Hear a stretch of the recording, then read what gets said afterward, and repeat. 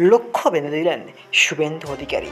তিনি বললেন, সন্দেশখালি থেকে 1 লক্ষ লিড চাই, বাকিটা আমরা বুঝে নেব। দেখুন সেই ভিডিও। সকাল সকাল ভোটদান, তারপরে জলপান। আমাদের সকলের এই আন্দোলনের প্রতিনিধি বোন রেখা পাত্র মহোদয়াকে আমরা নরেন্দ্র মোদীজির কাছে পাঠাবো। সবাই প্রস্তুত তো? 1 লক্ষ লিড চাই সন্দেশখালি থেকে, লুট করে নয়, ভোট করে। আপনারা দায়িত্ব নেবেন তো? 1.5 লক্ষ, 1.5 লক্ষ। তাহলে তো প্রথম এখানে এসে মিষ্টি খাবো। আমরা দেখছি হাড়োয়া মিনা খাতো, বাদুড়িয়া কেন্দ্রীয় বাহিনী,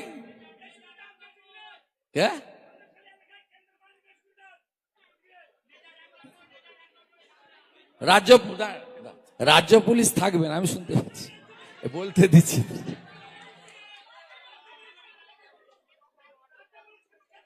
কালকের ভোটটা শেষ হয়ে যাক, পরশুদিন আপনি 27, 28, 29 তারিখ থেকে দেখে নেবেন। পুরো পুরো পুরো দিল্লির পুলিশ ছাউনি বানিয়ে দেবে।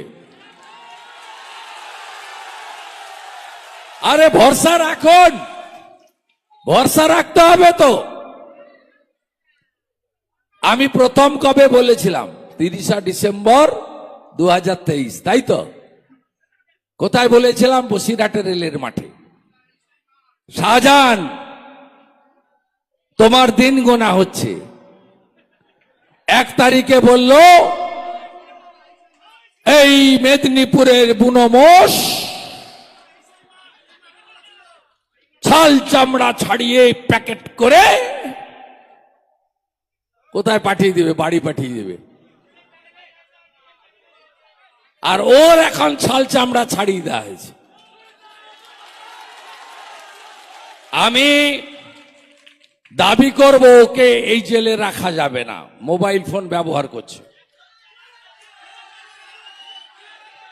মোবাইল ফোন ব্যবহার করছে, আমার কাছে পুরো ডকুমেন্ট আছে।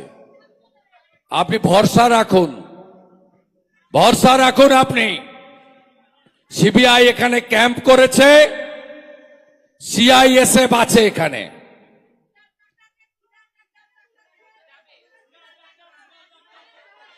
একটা লোক থাকবে না।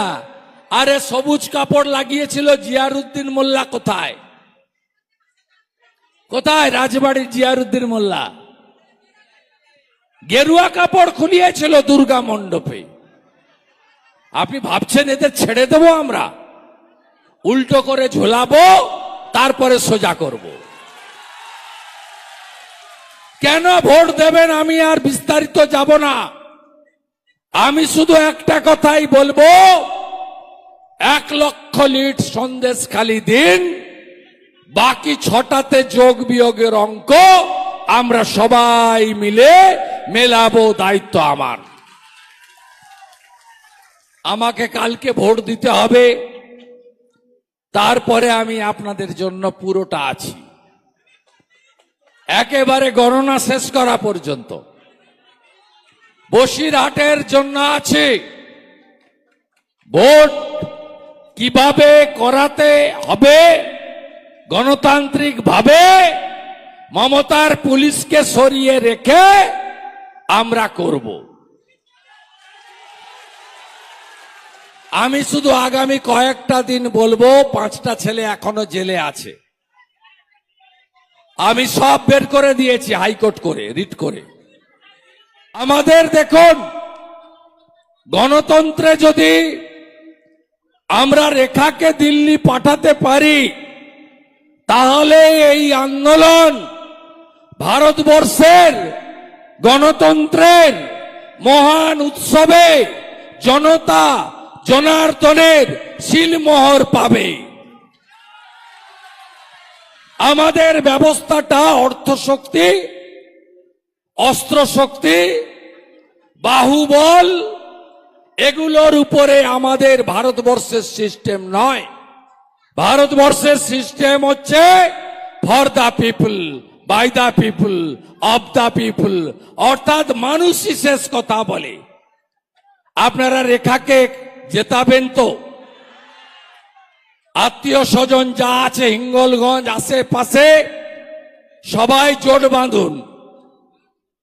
মায়েরা, আপনাদের গ্রামে যদি মমতা পুলিশ আসে, ভারতীয় জনতা পার্টির কর্মীদের, যুব ভাইদের ভোটের আগে গ্রেপ্তার করতে, গোটা রাজ্য জুড়ে করছে।